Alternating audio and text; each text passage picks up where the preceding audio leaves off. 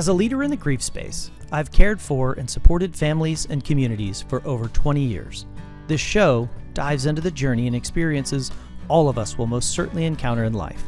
Welcome to the Guiding Grief podcast, where we discuss grief and explore opportunities for growth and connection. I'm your host, Nicholas Welzenbach, and this is Guiding Grief on KCAT TV. Welcome back to the Guiding Grief podcast. I'm your host, Nicholas Welzenbach. We are so excited to have you back today as we are working through our Talking About Tomorrow series. Today's guest, Mani Mortezaei with Tailored Transition from RE/MAX. He's the Director of Sales and Marketing and truly does amazing work for a specific group of individuals in our community. Mani, thank you so much for being on today. You're welcome, Nicholas. Thank you so much for having me. I'm excited to be here and talk about what we do and how we can help. You know, as we work through Guiding Grief and we think about the different things that provide individuals the grief journey, right? And most often we think about it on this podcast as it relates to the transition from this world to whatever's next. Yes. There are so many things that are wrought with grief in our life. And one of the things, many of the things that you deal with at Tailored Transitions is selling a home, helping loved ones move into a place that's better suited for their age, time, and that journey of their life. Yep. And then the actual move, transition, and all those things. So I just want to give the floor to you, share what it is that you love about what you do, and then we'll just break it down and learn about how you've become the expert in your space. Well, thank you. Yes. Kind of similar to what you help families with, but before they transition to the afterlife, we are helping seniors and their family members transition to a life that can make their life safer and provide them with socialization and meals, and ideally try to prevent a crisis from happening. But unfortunately, I think half or a little less than half of our clients do wait until a crisis happens, which I don't blame them. I think most people don't grow up and have a goal that they need to sell their house and downsize as they get older. And, you know, right. the goal in life is to upsize and get a bigger house and have more stuff. But it gets to a point where physical limitations can cause problems. A lot of times we have clients that call us after they have fallen. Unfortunately, the home is no longer safe. It could be stairs or just slipping, but you know, sometimes they'll be already in a skilled nursing facility recovering from those falls. And we are still happy to help. And of course, we all wish we could have helped before. But again, everyone's timeline is different. So I know you mentioned that before crisis and after crisis. And when we were talking earlier, having coffee, I loved the fact that the majority of the families you actually get to serve are doing this before crisis. Yes. My assumption would have been that it would have been a reaction to a crisis and not responding to a need. And I think it's wonderful that so many of the individuals have the ability to see that. Of that larger majority, who is it coming from? Is it coming from mom and dad that need help, or is it coming from children that are leading in it on the before crisis side? Yeah, so the before crisis side, I would say maybe 3 out of 4, it's coming from mom and dad. I'll get the call from mom or dad, and they may not be both very excited about it, but they know it's time and they want to do this to keep their life safer and more simpler for when health and different crises come into play. The other 1 out of 4 times, it would be the daughter or the son that's calling me and saying, I want, you guys to help my mom. I can see this. There's something that's coming, and so many of the things that bring grief into somebody's universe, which is that crisis. Right. And if someone's seeing it in advance. Yes. But it doesn't mean that 1 out of 4, that, on the other side of that mom and dad or, the partners in that situation are thinking to themselves, I want to leave where I've been for 30 or 40 years. Right. Right? I mean, you're dealing with the biggest piece of grief. I have lived where I've lived for 11 years. I think unwinding where I live would be the most daunting task of my life. I agree. And moving is very stressful. It ranks up there with getting divorced, losing loved ones, losing a job. Moving for anyone is very difficult. And for our seniors, it's a lot more difficult because of emotions, because of, like what you mentioned, they've lived in their home with these items that they love.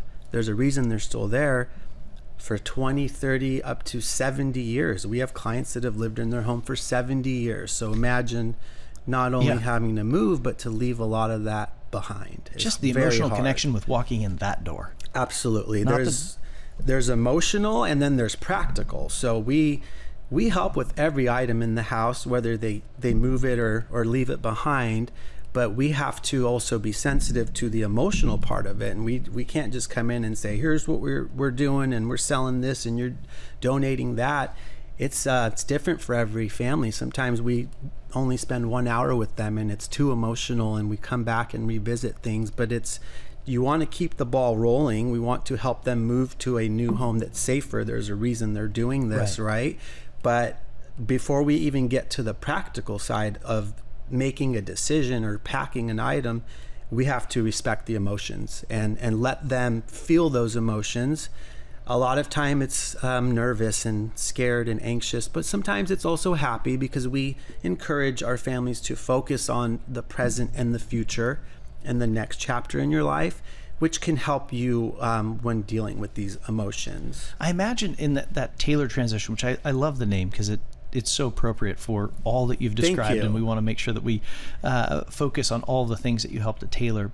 I think a lot of the times when you're living in that, individuals are living in that home, that creature comfort, that familiarity, what they might be missing is community. And I mentioned to you that my folks lived in the neighborhood I grew up in, and then our neighborhood that we grew up in became who they were when they moved into it. It was it was a nice school district. It was great back in Kansas, where I'm from. And then they found themselves, there was no one in their community.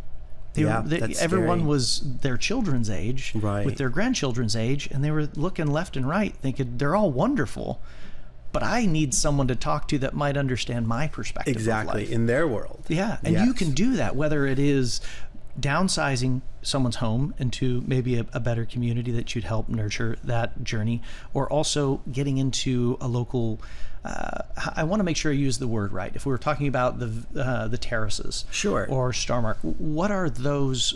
What's the best way to refer to that community? So a community like the terraces would be a CCRC, Continuing Care Retirement Community, and there's also a lot of other communities that are termed assisted living or retirement community. So, CCRCs have the buy-in, which is an entry fee on top of a monthly, where the other communities are more just like a monthly fee, like a 30-day month-to-month type lease. And when folks move in, the great part that you've also shared is that, okay, I'm going to help you find this new home, this new place that we can move your things and we can settle you. But we're not necessarily going to sell your house tomorrow, because you're going to be that enormous asset that so many people are fortunate to have. Wish it was a problem that more folks had, which is being able to own their own home. But with that home, that's what's going to fund much of this. Yes, but you don't want to fund something if they get there and a month later they're thinking to myself, this is not my new home. Right. Yeah. So with all of our clients, we have a free consultation, and we say, let's make sure that wherever you move, you like it. Because if we show up, and if your daughter or your son, and we're all sitting there saying, you're going to move and we're going to sell your house, that's very scary. You feel trapped. Right. And let's be real, what if you don't like it and now you have sold your house? So what are your options? So with us, we're very patient with our services. You can use them in any order, which is why I love our name as well. It's tailored to our clients' needs and their timeline. It's usually, let's help you pack, move, unpack, and settle. And then the term downsizing comes into play, which is, everything that you don't take with you, we can help you on your timeline, sell it, donate it, or have those items hauled away. And usually, we've done this about 475 times. So usually it takes about a month or so for us to get that green light, which means I'm happy here. Let's go ahead and clear out my house, and then prep it for selling. The appropriate amount of time to say goodbye to a lifetime of memories, right? Absolutely. And have that be somebody else's domicile for their future. We go through it every Christmas and birthday in our own home, where, our children Audrey and Lachlan want new and whatever Yes. things, but not without a purge, right? Right. So this, Right. what do you want to keep? What do you want to throw away? And what are you unsure about? And how can we get this to somebody else that you no longer play with this, but it could be somebody else's next thing. It's different than It's hard. coaching an 11-year-old and a 13-year-old. Correct. Because believe it or not, they're still in charge. It's their stuff. Yeah.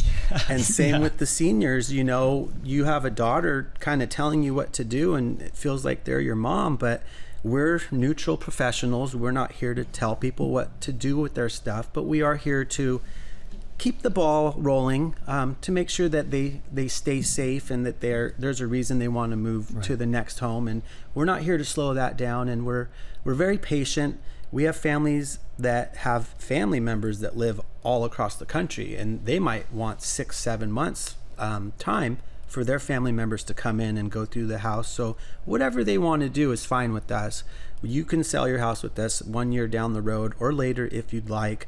But our goal is really just to help with the transition first, and then see how everything else plays out in terms of clearing the house, downsizing, and selling. And a lot of that, you know, when we know what happens, we think we know what happens when we sell a house, and the litany of paperwork that's associated with it, and this goes to this person, this goes to this person, and all the entities. But the thing that we've talked about, that you've shared about tailored transitions, is there's 100+ hours Yes. of work that is Yes. being done that's included in this relationship. Yes. Which is huge for a family to be like, this is the benefit of this partnership. Yes, that's our team, our move managers that spend about 100 hours or more. And this is as much planning as we can do to help our clients sleep at night. Let them know that there's a team, that this is all that we do. We can help you with all of this. Take a lot of stress off of your plate. They're actually in there taking measurements, and then we are planning the move on paper before we even pack anything, so they could see where the furniture goes, Right. so they can envision the new space. But then again, there's a lot of emotion involved, as we mentioned, so they are spending a lot of time also just helping our clients making these tough decisions. If you have an item that you're torn, I don't know if I'm going to keep it or sell it or maybe revisit it, we talk to them. How do these items make you feel? When's the last time you used these items? Would you be happy if your sister or your nieces and nephews had these items? And Right. kind of guiding them through that process, asking those questions, helps our clients make a decision ultimately, as a lot of their items will not be moving with them since they're moving to a smaller place. Right. You mentioned the king size bed inside of the new Yes. small 2-bedroom space. King You're like, size well, bed. that's your whole bedroom in this new space. And then now we're versus what you talking had. fire hazard and Right. mobility issues. A huge dining room table with 8 chairs, those most likely won't go. So also helping with those decisions and ordering smaller furniture. Just because we don't want to move you to your new place after you've lived in a home for 35 years and it's a disaster and it's stressful and it's crowded. That's not a good, way Right, to if you're start. shimmying past, Yes. this giant 4-poster bed, Right. and you're like, gosh, we really should have helped you, because maybe that's why you're not enjoying this new place. Exactly. That you've come, because you come into it and you're seeing something you love, but it's in the wrong space. Yes. And I think about how often I make lists, which is a lot, about any decision I'm making as it relates to business or otherwise. And the list of the positives is always longer than Right. the negative ones. Right. But the negative ones are associated typically with the emotion of, that's where I've slept for all these years and I want to keep it. Yep. Versus, it provides me more space to downsize. It does this, Right. but it's just that emotional connection to something, Yep. which that's There's- a tough thing to navigate. It is. There's a reason you love it, and there's a reason you've used it for so long. And sometimes we say, I think it served its purpose, right? And let's have someone else use that item and have it serve Yeah. its purpose again. A lot of the similar things that we run into is like everything in the kitchen. All of your plates and your silverware. You don't need all that anymore if you're moving to a community where they're providing you with meals. But there's a lot of families that are just getting started that would love to have those items. And ultimately, our clients just don't want their stuff thrown away, which Right. we also don't want Needs to a new be life. thrown away. It needs a new life. So if you can't sell it you'll probably be able to donate it, unless it's chemicals and paints, things like that. Obviously, we take those to the dump, and things that have information like your social accounts and things like that, we'll shred those. You're not going to re-gift those. But you're navigating even the elimination of vital information. Like, yes. Okay, we're taking this over to Red Dog here in San Jose, and we're going to make sure that no one can put these numbers together as it relates to your safety. Exactly. Yeah. And it's funny, the terms that we use. So I say we are a one-stop shop.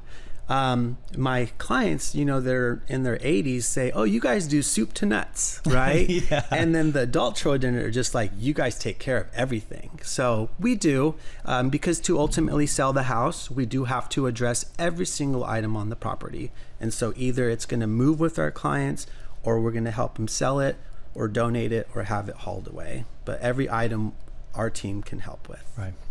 I as you're talking through the kitchen items, it just brings back this nostalgia from my childhood home. And I'm with my siblings. We all talk about the things that we want from our house that have transferred to our folks' new home. And it is all things, for those that are listening that understand what a green stamp is, it is all the items that were purchased by green stamps when my mom and dad were starting their life in the Midwest. I think it was all over the country, but you would have these little stamps when you would purchase things at the grocery store. And then you could save up and buy from a catalog. And it's the high chair that all of our children have sat in. Right. So it's the little sugar thing. I think it has burn marks in it from being too close to the stove. But when we think affectionately about the things that are our home, right, it is all of the things that we remember using as a child.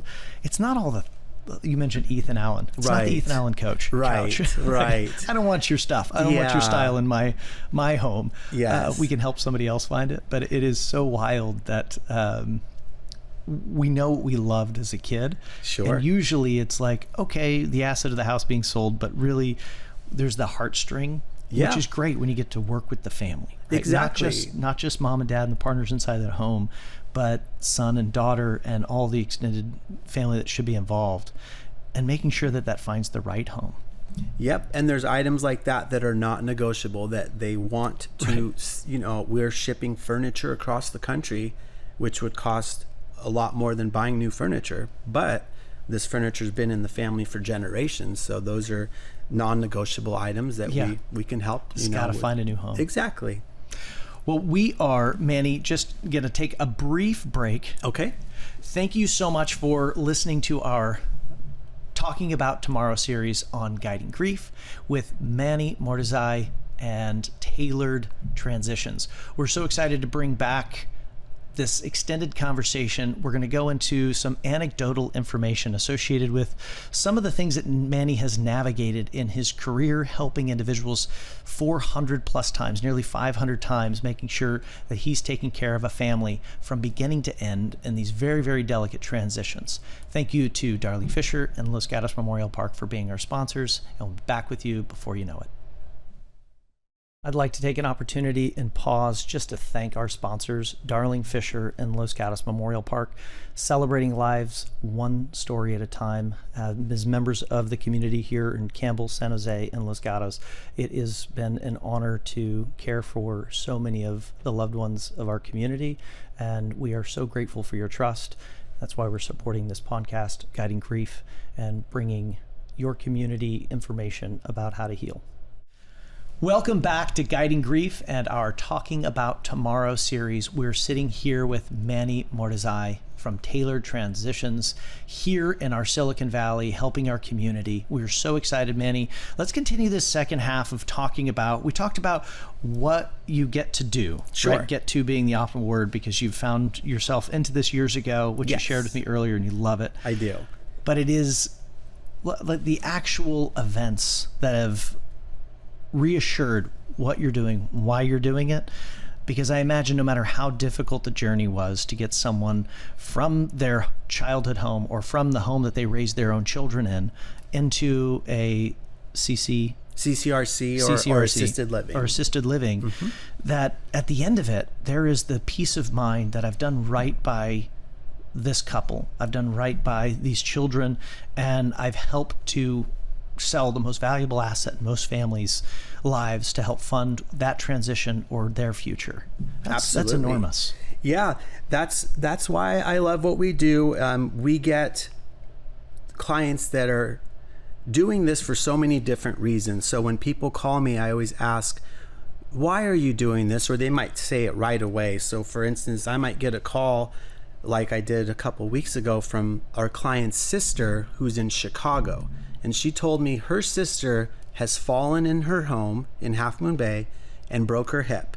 And their home already had chair lifts built into the home for the staircases. So they try to make their home as safe as possible. They've lived in there for over 37 years. Massive investment. Big time. Yes. And that's, you have to remove that and fix everything when you go to sell that. But that's not what they were concerned about. But they wanted to stay home. And unfortunately, she fell and broke her hip. Now she's at a skilled nursing facility in Pacifica. She's never stepped foot inside of an assisted living or a CCRC or any retirement community. But she cannot get discharged until she moves directly. She finds one of those facilities to go to. So sisters coming from Chicago to identify and look at some of those options. And a week before the discharge and the move was supposed to happen, unfortunately, her husband had a cardiac arrest at home and passed away. Oh my. And so put yourself in her shoes. Her world is already upside down. She's about to move to a community she's never stepped foot in. And then she just lost her husband. And this is what I consider, it's a crisis, major crisis. It's a crisis move. Yeah. With compounded grief. Absolutely. Right. I'm in a hospital. I've lost my husband. I have to move. I'm not going to be in my own home. Right. Right. You're navigating a relationship that will change you forever. Absolutely. And dealing with her family and FaceTiming and just trying to use technology the best way we can to do what we usually would take 100 hours to do, but to still make the move, happen first of all and seamless.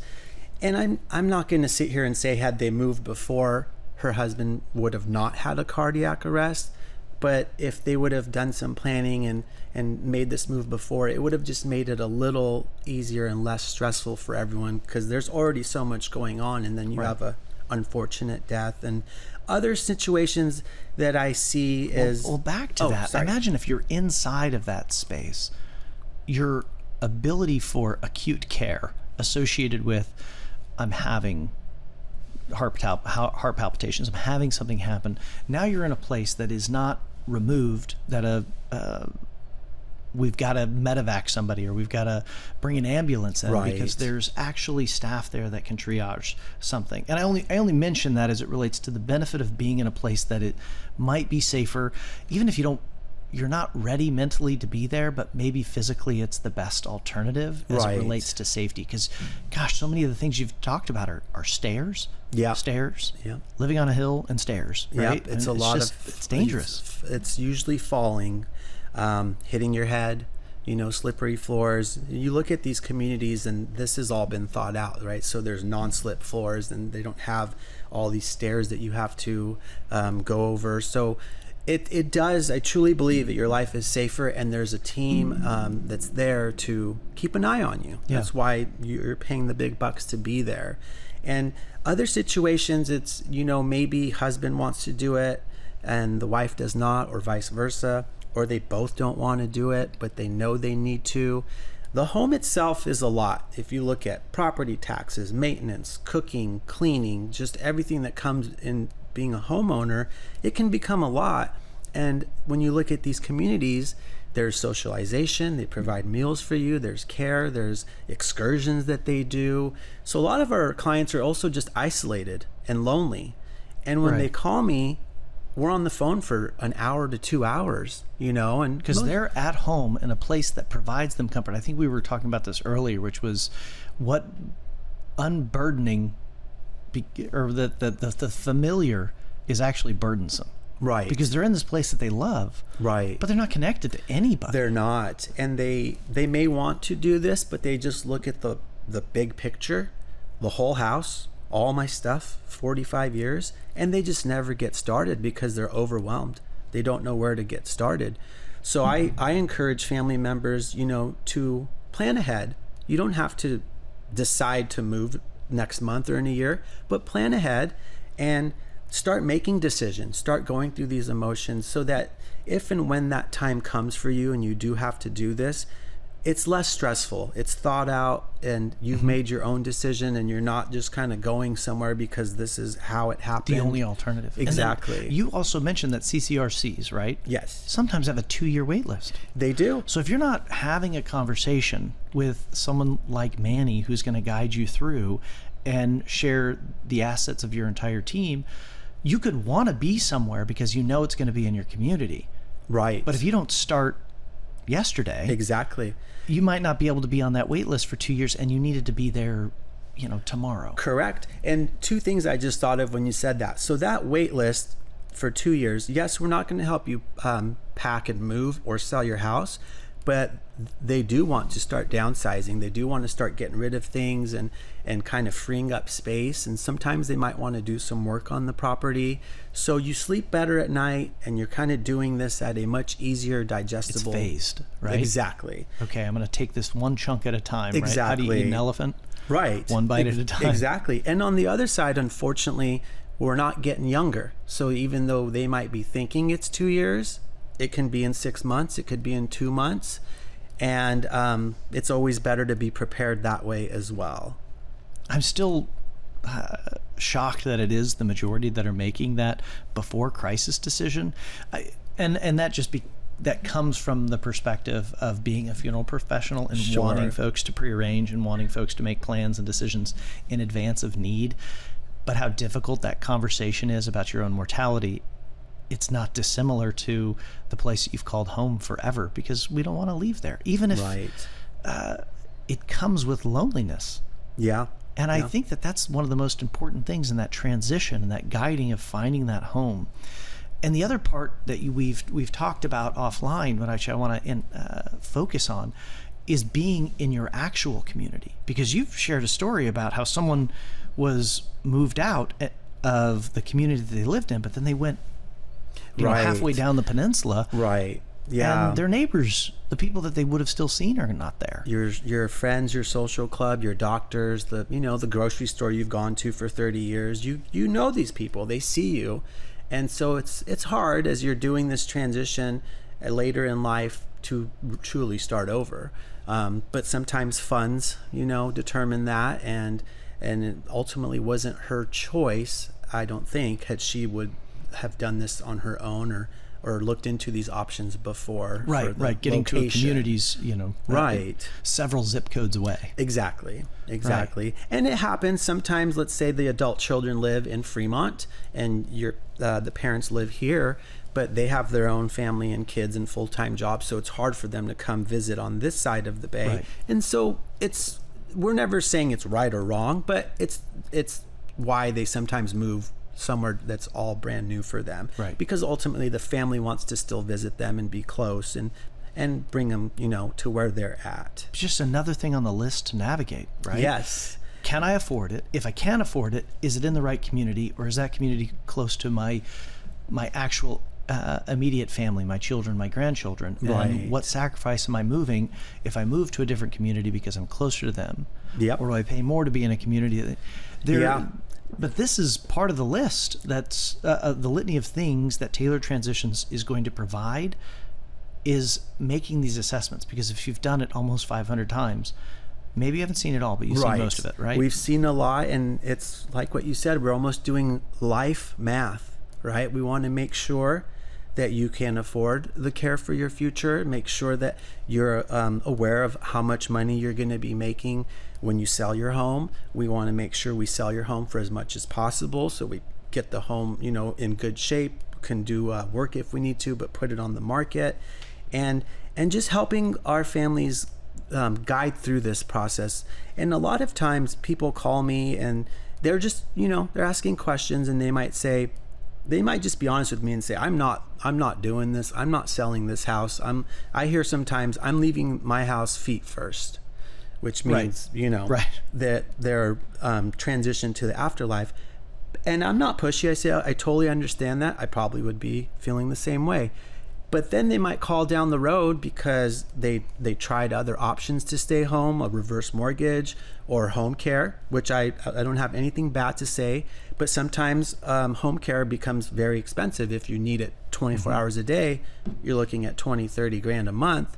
And then they realize, okay, I can't afford this long term, or a reverse mortgage. If, just make sure that you have equity still, you can still sell your home and pay for your future and for your care. I think the wild thing is when someone's calling you and being like, hey, I know we've had these conversations, I'm not doing it. And you're like, yes, you called me. Right.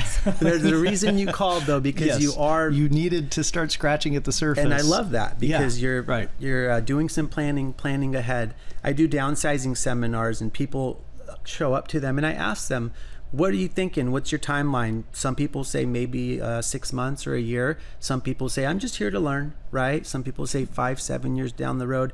There's no wrong answer. And I think the sooner you, like with anything, the sooner you plan and do some research and prepare for it, it's a lot easier for everyone involved, easier for you to digest. And, aging is hard, and there's not a playbook for everyone that says, when you turn 81, May 3rd, you should move to assisted living. Right. Everyone's lives are different, health, genes, luck. There's a lot that comes into play. So I'm always here to let families know that we would love to help, obviously, but we are also here to support you, provide you with resources that may be opposite of what we do. But my goal is to make sure that I feel like they're doing what's in their best interest for their health, to live longer, to be safe.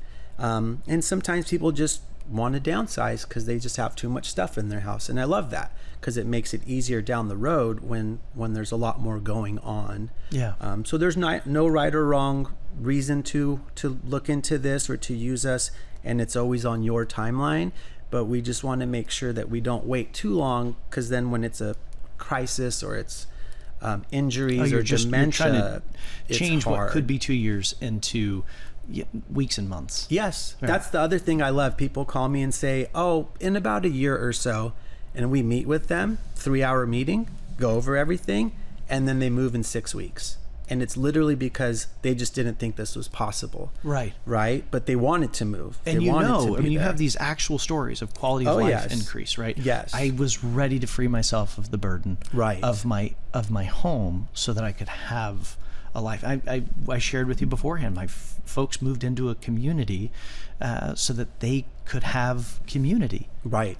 They just wanted more people that were going to be their age, that they could have a chat with and understand them better than the new people that were on the street, and the wonderful place I got to grow up. And I respect that. I think that's awesome. And your group, the RE/MAX Tailored Transitions group, started 2007. 2007. The vision that was associated with here's a niche in a market that really needs a lot of love and compassion, and people that like yourself that are going to say, I'm going to see you through, versus this is a transactional. It's not tailored transaction. No. It's tailored transition. This is huge. You're in for the long haul. We're in for the long haul. And it was started by accident because we had a client that was 92 and had no friends or family and was moving to a CCRC in Palo Alto.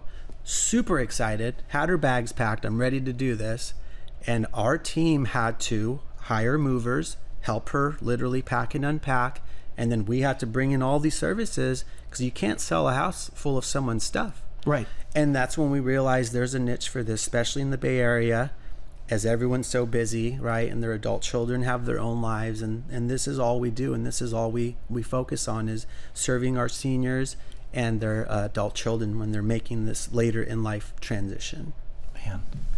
I didn't even know it existed before we met, that there would be someone in some group that had the wherewithal to say, hey, we're going to make this experience, this tumultuous, awful experience better by thinking of all the things that you haven't thought of. To your point earlier, hey, 1 to 2 years from now, we want to be out of this. And then 6 weeks to, a couple of months, they've got a new life and they feel like they can actually live a bit more because they're not worried about, I grew up on an acre of land in a neighborhood full of houses all on an acre of land. My folks' lot line is now it's the width of a sod. And they just have so much more that they can do in their life because they're not tending to things that used to bring them joy, but then became laborious, right? This is just too much for me on a daily basis. I want what's the mahjong? My mom wants to play mahjong all day long. She needs friends and pals. It wasn't happening in the neighborhood I grew up in. Exactly, and it's different for everyone, but I think encouraging people to appreciate the past and realizing maybe some of these items have served their purpose, but let's look at today and let's look at your future. You still have a life to live. And I would say most of our clients, once they do make this move in transition, yes, it's scary, and yes, it's a downsize, but it's no longer stressed about all the stuff they had to let go. It's more just like, I kind of wish I would have done this sooner. I'm glad I did this now, before someone made this decision for me. Or it had to be made on behalf of, and now my partner was doing it without me. Right. Because we didn't get that peaceful time, or we didn't have that immediate triage and a CCRC of like someone being able to come in and help. Exactly. There is so much more to talk about this. We are so privileged to have you on. Well, thank you for having me. Absolutely. As the expert in a space that so many people in our community need to know exists. I'm going to part ways today with Mani, but I am so excited that Mani Mortezaei from Tailored Transitions was with us today on Guiding Grief on our series, Planning for Tomorrow.